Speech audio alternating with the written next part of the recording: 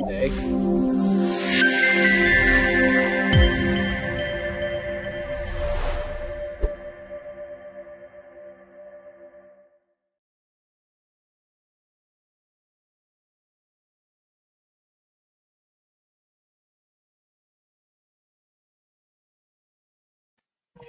Hey, everyone. Good afternoon. John and the team from the Business and Bites podcast from Washington State, but coming to you live from the great state of Texas.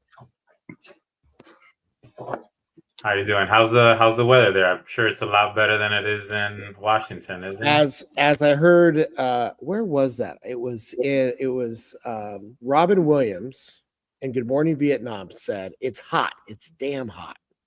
That's it's hot. Currently 92 at 2:00. It was in the 101s during the conference. You leave that heat there, please. Well, I'm not coming by you. I'm going to Washington. You're going to be flying kind of over me, so please leave that heat there. The crazy part is that a classic DFW, on the day I'm flying out, they're expecting thunderstorms at 6:00 when I'm supposed to be on the airport flying out. So we'll see how that goes. We'll hope for the best. That makes it more exciting. That does make it more exciting. Yeah, it should be an adventure, which is kind of just what I'm on here. So what are we talking about today? Well, I want to talk about. I'm going to get a little bit pissed off. No, not really. I'm not going to get pissed off, but I was in a recording. I did a really great podcast episode for content today with one of our friends, Melody Padron. You guys know her from Architects, another IT firm. They do a lot of transportation IT, and we had a really great, lengthy conversation today. And one of the things we really dived into is the amount of people who don't take the need for cybersecurity seriously. Absolutely. And we talk a lot about it. And so it's one of those things that you obviously know we care about it, obviously, because it's our business. It's what we do. But I think I want to get a little bit personal, if that's okay with you, gentlemen. Totally. And I want to talk about why we do it. Because one of the things that I fully believe is that without vision, we can't move forward in our own businesses. So one of the things that we were talking to you today about was just the fact that we live in a world that is very dangerous, not just because of the physical wars that we see and all those things, but we literally have a war against small business. And we had Mike McAllowitz here. If you're not familiar with him, look him up. You can go to Mike Motorbike. That's the easiest way to find him. MikeMotorbike.com. But he's one of my favorite authors. And he said something that was really profound in one of our lunches after he spoke. He said, most people, the government particularly, says that small business is the backbone of our economy.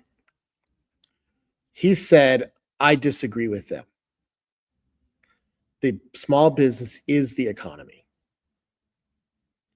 And when you think about it, in reality, every big, giant business, most corporations started out small at one point or another. Now we're just nitpicking. Yeah. Well, but that's the point. Like we live in this place where we're trying to protect businesses from having catastrophic failure. And I think that there's a lot of business owners out there who want to pass the buck on to insurance companies. Mm-hmm. Or they think that hitting the reset button is going to solve their problems. All of us have heard, oh, well, I'll just go format my computers and start all over. And the reality is that's ridiculous, because we're not talking about a world like we used to, where cybersecurity is about hardware. We're talking about a world where cybersecurity is all about data. And once it's out there, like once the stuff's out there, And once you've been breached, there's no getting it back. Yeah, 100%. That reputation and the trust is destroyed. That's Right, the exactly. scary part. I think that's it. It's fascinating to me that how many conversations I keep having with people who say that, oh, I'll just format everything. And so I want to talk a little bit about some of the top.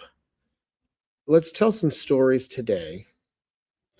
We'll start out with some negatives. Let's be a little negative Nancy, as my wife likes to say. Let's talk about some of the people and some of the loss that we've seen in the last few years. Before we jump into that, and I agree with you, that's the main topic I want to speak about today. I want to take a step back since we kind of mentioned cybersecurity insurance. Yeah. I was having a conversation with a prospect earlier this week, and she said, my cyber insurance broker said that the only reason she needs cyber insurance is to pay whoever remediates whatever happens. And I said, that's one of the reasons, sure, but it's a lot more than that. So then again, it went back to the informing and educating, which is how I like to lead my clients, my prospects, just anybody that I talk to on social media. And then I said, I can give you, I don't want to sound biased, right? She already has an IT company. I'm here and I'm talking about this. Even though she's the one that came to me, I said, why don't I give you 2 different insurance brokers' information, and you can ask the same questions that we're going to talk about on this meeting to them, and then you can take their perspective, or you don't have to take mine. But I was letting her know, yes, you have to pay the IT company, but what about when the forensics company or the lawyers take away all your equipment, right? And you need to continue working. Now you have to go and buy new equipment. What about that, right? What about reparations for any clients that are hit? Let's use a simple number, 500 records in your system, and now you need to pay identity theft monitoring for them for 3 years. So let's say an average year is $30, 3 years is $90, 90 times 500, right? And I think 500 is a very low number for a company that's been around 10, 15 years like hers has. So I said, you can do the math on your own. So all of this information that I'm giving you, all of this money, all of this expenditure, this is what cybersecurity insurance will help you cover in the case that you're hit and you meet all of their qualifications. And then I started getting into the qualifications that she has or doesn't have, things that she can say she has in place, right? Does she have AV? Does she have EDR? And all those other cool acronyms that we like throwing at our clients. So just if your IT company is not talking to you about cybersecurity, and if you don't think you're getting a good enough answer from your broker, a lot of brokers, cybersecurity is new to them, so they're not aware of everything. So you might need to find somebody a little bit more experienced that you can have these conversations with, because the last thing you want is making a decision on an IT company or on a cybersecurity insurance broker that doesn't have all the details or all the information. Well, and there's a problem with that thought process, right? When you think about cyber insurance, cybersecurity insurance is really set up. Good, real cybersecurity insurance is not set up for it's really supposed to be a if. We always say it's not a matter of if, but when. Yeah. And the idea behind having a qualified cybersecurity focused managed IT provider is really putting people in place that keeps that win from either happening or that win from being catastrophic. And insurance companies, whether they tell you that or not, are focused on the keeping things an if, not a win. And what I mean by that is they build their policies specifically around them being focused on making sure you have the appropriate things in place to keep a cyber attack from happening. And they will deny you if you don't have everything. If you lie on your forms and say, oh yeah, I've got all that, and they come to find out later you could have done better or you could have done other things, they will flat out kick you to the curb and say, look, you have not done everything you're supposed to, and so it's actually your fault that you got hacked, and we're not going to help you in this instance. So Absolutely. you could totally just if you want to keep the thought of, well, they're just there to help me remediate, you can go ahead and continue to throw your money in the trash and then end up having no help or having to pay astronomical fees when a data breach happens. Because I'll tell you, like talking to Melody today, even they had two different clients. They had one that went out completely out of business because of a cyber attack in the trucking industry. They also had another one that they helped, and they had to do some remediation. They had to bring in a remediation specialist to just make sure that everything was good. But at the end of the day, they lost no data. They were down for minimal amount of time, and they were literally back up within a matter of a couple days after forensics was done, versus the other company that went out of business. Like that's a big deal. And the insurance company gladly would have paid out, if they had to pay out the remediation to an IT company, because it stopped at the IT forensics, right? And forensics went in and said, oh, look, we had all the things in place. And actually, we don't have to do all the other things. We don't have to spend another $300,000 in remediation. We just got to spend $10,000 to pay a forensic specialist to figure out where we're at, right? So inevitably, the IT company saved the insurance company a ton of money. And the insurance company would gladly pay out the remediation and the investigation. And sometimes they'll do it themselves and not have to pay out a whole bunch more money because the issue is catastrophic. It's, thank God we haven't had any clients with terrible damage or loss. Knock on wood. Knock on wood. Yeah. But we've had clients. We live in two very lightning prone. Our offices are in two very lightning prone areas of the United States. Really high lightning strike numbers, and we've seen lightning damage. And thank goodness our clients and I've had probably 5 claims in the last 20 years of lightning coverage. So I kind of equate this to lightning, but people aren't hacking it in. You're not getting your data gone, but just a lightning damage I've seen run $200,000-$300,000, and that sounds ridiculous, but the cost of a breach can be in the millions and even go higher than that. Look at what happened to Clorox recently. They had that breach, and I think the lawsuit's over $300 million. That's just phenomenal, and it can get big. Yeah. Absolutely. This, and again, to circle back before we get into the stories, it's just, you want to check off all the boxes, and you're doing right by seeking out cybersecurity insurance, but there's also the wrong way to do it, just like everything else, right? I can get a marketing campaign, I can do sales, I can do a website, but if I do it wrong, then I'm not moving the wheel at all. Yeah, exactly. All right, so why don't we go ahead and jump into one? I got one I can jump into, or if somebody else wants to go first. Do it. All right, so my first one was also eventually had to go out of business. They had to sell. They were a landscaping firm, and they were working with a very big concert that happens here in South Florida. And we had been telling the client, this was when MFA was like brand new from Microsoft. They were still charging for it, I believe.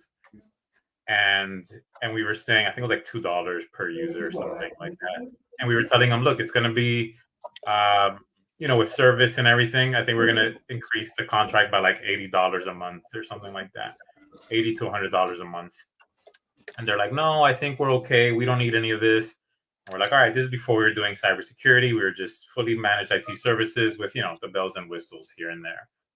So we recommended MFA. They declined. So about a year and a half later, they give us a call. And the call is, hey, we think we've been hacked. Somebody sent money, $80,000. We can't find it. The client says they paid. We don't have any trace of it. So we go into their systems and we start poking around. Microsoft audit only goes back about 90 days unless you're backing stuff up. We've increased it with another plan. So we see that the person was in there for more than 90 days. So I can't see when the person when the person initially gained access to the mailbox, but I can see within those 90 days the logins from two or three different states. Of course, this client is in South Florida, or was in South Florida, and I saw logins from other states, so it was pretty immediate to see that it was coming from a different IP from random times. And we start searching, and we noticed there was rules in the inbox. The rules in the inbox said, at any time when the vendor emails this client, delete it from this person's inbox and forward it to another Gmail account. So that was the first rule, right? Meaning that whenever Emilio, the vendor, emails John, the client, the emails never get to John. They go to Ryan instead. Ryan is the hacker. And then at one point, Ryan decided that he was going to buy the domain that looks very close to John's, stick an extra letter in there. So they were in there, they were waiting, they were snooping. When they saw that it was time for payment, that's when they made their move. They opened up a bank account. I'm sure they had it open. They made the name seem like it, similar, right? It was like Landscaping XYZ. I don't want to put the company's names out there. So Landscaping XYZ, when maybe before it was, Landscaping Pro XYZ or something like that. And eventually the client sent money to the vendor, but of course they sent it to the wrong wire information because that's what the hacker requested. So in communication, the real client never sees the communication. The hacker gets in the middle. They do, BEC, as we call it, business email compromise. They change the domain. Nobody ever catches it. 2FA isn't installed, so it's just a basic password. They're out about $80,000 to $100,000. The relationship with, again, one of the biggest concerts that happen here in South Florida every year, so that's yearly. You can almost count on 80 to 150,000 in revenue a year just based on that concert if you're able to deliver. And they're out of business within 16 months. They had to sell. They had to sell to a bigger competitor because they couldn't take that hit. That was a big hit for someone. $80,000 hit would be a lot for a lot of small businesses.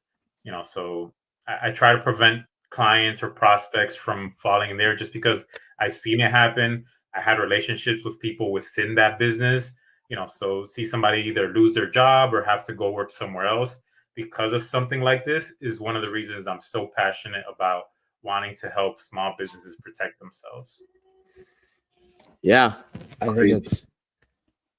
And you hear these, you hear stories like this. Sorry, John, did you? No, you're good. Yeah.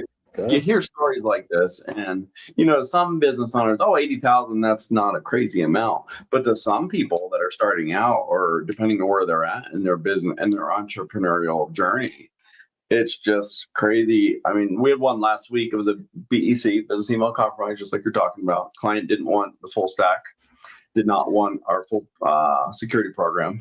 They got to the CFO. They stole $10,000 out of the account. And they didn't get it back. And I said, well, you're lucky because your next one's going to be like 10, it's going to be 100,000 or more. So I said, you are darn lucky that didn't happen. So they were thrilled. And that day we implemented our whole stack and they signed up for a whole cybersecurity program, which was a win because they did it. We have clients that we've had in the past that just kind of took it on the chin and said, we're not doing anything about it. And, I get the pit in my stomach when we get that call, and it's usually like somebody on my team or like if I get a call on my cell phone from a client, it's that pit in your stomach feeling. I don't know if you guys get that, but I do. And I know the path this is going down. And it's just like, you hold your breath because you don't know how bad it is. And you just kind of peel back those layers of the onion. And sometimes it gets worse. Sometimes it doesn't, but sometimes it gets worse. And you just get deeper and deeper into it. I had another client last year that had a over $250,000 loss. Now, somehow they got most of it back, and I don't really know how. I don't want to know how. So they got most of it back. It trickled into their account over 6 months, which I was amazed. But $250,000, I mean, to a small business, $250,000 is a lot of money. But and they're a business of like 30 people. Yeah. So is that your biggest? Is that the biggest one you've ever been personally somehow attached to or that known? That's the biggest breach that I've seen, and it was last year. The same client had $100,000 breach earlier this year, again, not wanting to implement the security. Well, after the $100,000 breach, they've implemented all the security, and they took every single recommendation we made, which was awesome. But in the meantime, they're still trying to figure out where this $100,000 is that they haven't gotten back yet. So, over $350,000 within 1 year's time with one client. That's a lot of money. We had a 3-user law firm lose $600K. That's half of what the deal was, but they were able to catch it because they were sending escrow payments in segments. So one escrow payment went 300, second escrow payment 300. The lawyer and the realtor talked, and then they knew something was missing, and they caught it halfway. And then when they came to us, they're like, "Look, we don't even care what the price tag is. We need this security," which we don't always get those, but sucks when it happens. Oops. To them. That's crazy. I mean, most of what we've seen, because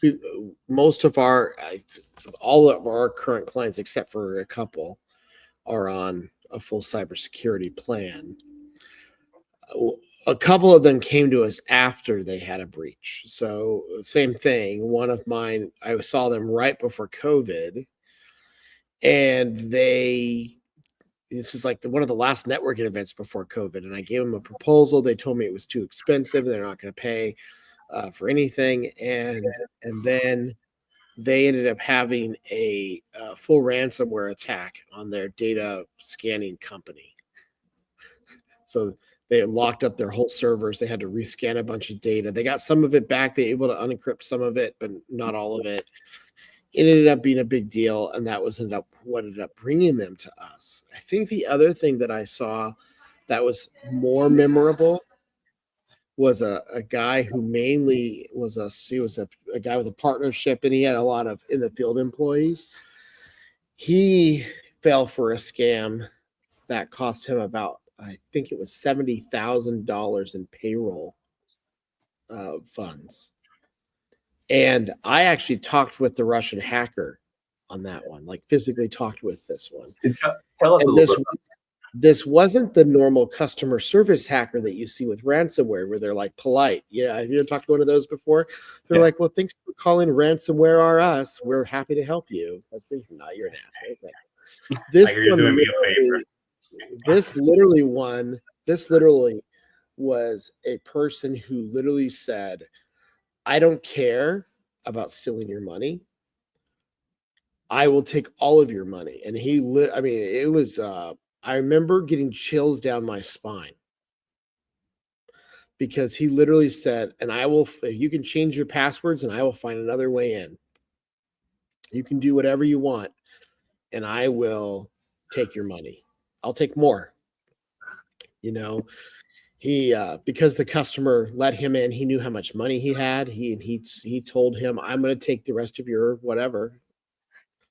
We ended up after I finished the conversation, we ended up shutting his bank accounts down and moving stuff around and all of that. But the chilling thing was just the fact that these guys don't care. They literally don't care. These are people, they don't care about the effects. They don't care about the fact that people won't be able to feed their families if they lose their jobs. They don't care about the people who are physically impacted because they literally will not have a living anymore. They just want money. Yeah. A lot. And I think that's the stark difference. And the big difference between even then and now is the technology is much greater on the side of cyber criminals. They have so many more resources that they didn't have before. And the average business owner doesn't have the skills or the knowledge or the tools to fight it. That's just the reality in which we live. And I'm going to be inclined to say they don't actually even have the desire. I meet so many people who literally say, "Well, I'll just reformat my computers." But they don't care about the fact that if you have a business email compromise and you get somebody in your email and it's unprotected, you're not just affecting your business, but you're affecting all of your clients. You're affecting all the people you partner with. You affect all these business owners down the line, and you're allowing that cyber activity to not stop with you. It's just like one of those stupid chain letters you see on Facebook that keep going for 5 years because people are dumb enough to click on them again. You're literally not stopping the trend. You're not stopping it from happening. And you're making cyber criminals more emboldened when you don't take accurate steps. You're risking the lives of your employees and the people around you that you do business with when you don't protect your business. The ripple effect is that's the reality. And that's why I get up in the morning. That's the reason why when I think about what we do, I think about not just the fact that we're like, we're doing this obviously so we can feed our families, but we're doing it so other people can feed theirs as well. That's what's important to me. It's important to me that the people that I'm doing business with have the ability to feed their families because we did a damn good job of keeping them safe. That's you guys know I'm taking my Goldman Sachs 10,000 small business course. And the whole course is basically creating your growth plan. Like, what are you going to do to grow? How are you going to structure the business? And at the end, it's like, how do you tie it into the community? Like, how do you give it meaning? And that's exactly what mine is. Like, if small businesses are the backbone or part of the backbone of our economy, and we lose them to cyber criminals, then, that's just saying this is the start of the end for the economy if we're just going to do nothing about it. So definitely why I'm also passionate about it. Yeah. What about the other side of the coin? Do we have any wins that we, I know we do, and I'm sure you all do, like wins of how we stop cyber attacks in their steps or how we prevent it where they happen? Yeah. I mean, I have a business I don't even remember how many million they are. I think they're like a $600 million business. We stopped 3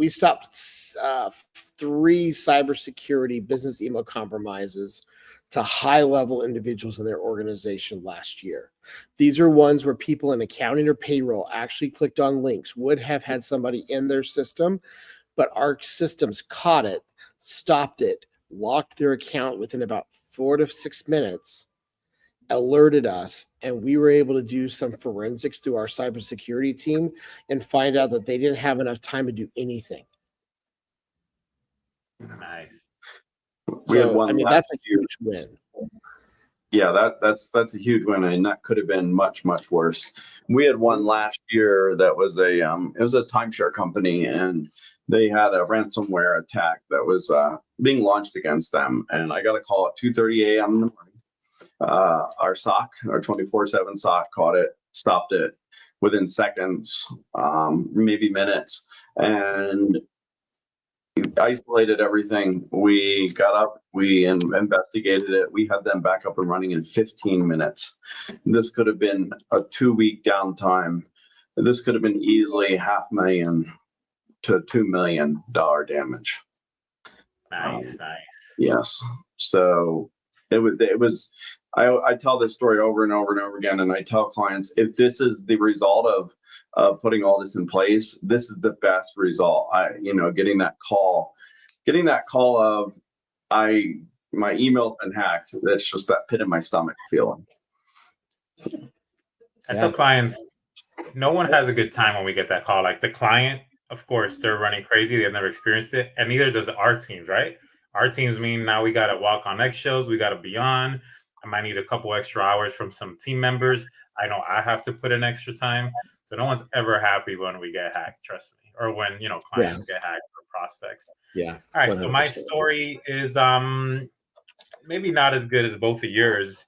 What did catch it was a tool, right? The tool, we had MFA installed. We had just applied it.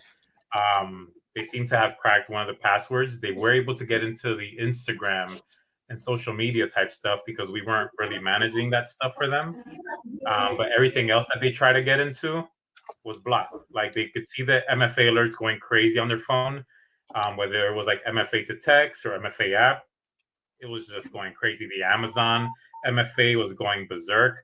And she's like, what can I do? What can I do? And I said, well, as long as, we know that those passwords were the same as the social media one because now they have them. Luckily, MFA is stopping them. What we need to do is go back and make sure that you follow the password policy I gave you to a T. We need to stop repeating passwords. And this is one of the things. So this is actually a twofold in a lesson, right?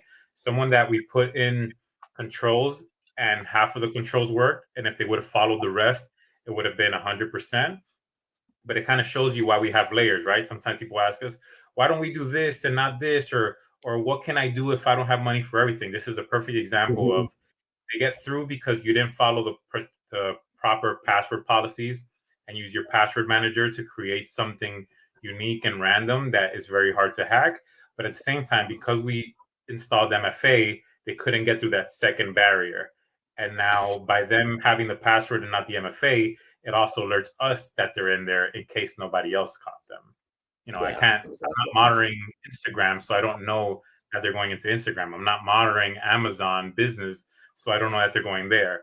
But when the 2FA start, sounding off alarms, then we know, okay, someone's trying to access these and it's not us. So that's the one that we've had recently that I can share. I had an alert just come in now. We have a channel in our Teams chat of when we get a compromise. We have an automation that alerts us. We had a business email compromise that happened like literally 5 minutes ago. Our system stopped it, and holy crap! We're talking about this, and one comes right through, and my team's already working on it, and they're investigating it. So like. It happens all the time. And got to remember, the hackers don't sleep. They're not going to do this at noontime in the middle of the day. They're going to do this at 2 a.m. They're going to do this like at 9 p.m. on a Friday night. They don't do it at convenient times that we're all up, and our systems are set so we get notified. And, we're having to investigate these things. And we don't want these to happen to clients. We want clients to run smooth sailing, like nice calm seas. We don't want those bad seas where the boats might be capsizing. Exactly. Yeah. Well, here's what I'm going to say. We definitely need to stay vigilant. If you haven't sat down with somebody to go over your cybersecurity posture, it's important you do so. It's also important that you look into cybersecurity insurance, especially if you collect information of any type. The regulations are coming. In fact, I'm going to try and I'm going to say it out loud, and then I'm going to point to this podcast where I said it. But there's the guy, Mike Simmel. I think he'd be a really good guest to get on because he's an expert on talking about policy and these requirements that are coming down the way. And so I'm going to see if I can get him on, as well as one of our insurance people who do cyber insurance, because I think it's important to hear it out of the professional's mouth about cyber insurance. And so I'm going to work on some of those people. Totally. I have a cyber insurance person that can join us too. If you can get yours, let me know. Okay, well, get on the cyber insurance person. I'll get on Simmel. All right. So with that being said, what a great show. I have a plane to catch, so I got to go. Go see your babies. I'm going to go see my family. Yes. So if my wife is watching, I love you, and I'll see you soon. I will talk to you guys next week. We'll be back on our normal schedule on Wednesday again next week. Until then, from the great state of Texas, I'm your one of your co-hosts, John Hansman. Remember, everything's bigger in Texas, and if you want to have some really good brisket, go to Buc-ee's. I'm just joking. Actually, it was actually really good, for the record. But Buc-ee's has good brisket. Buc-ee's has good brisket, man. It was actually okay. Before I leave, crazy story. You're in the middle of Buc-ee's, because I went there. That's what I was doing before I came on this show. And every time they bring on a new slab they have this big giant cutting board that's huge. I mean, it's like Texas size cutting board. Every time they put a new slab that they're cutting up out of their smoker, they yell something like, new brisket on the board, kind of a thing every time. So you're in the middle of the store and you hear them. It's pretty crazy. Buc-ee's is pretty insane. I've never been to Buc-ee's, but I've seen a lot of videos, and when I get to near a Buc-ee's, I want to go. Well, don't tell my health coach, but I have it. I didn't hear anything. Did you, Emilio? I didn't hear anything. It's not even. I don't know what you're talking about. It's not even recorded on You- live Facebook. So You- Yeah. And I'll look forward to hanging out with you guys next Yeah. week. Chat for more. see you guys next week. Yeah. All right, guys. Back in Washington State. Have a great week, everyone. Thanks. Bye, guys.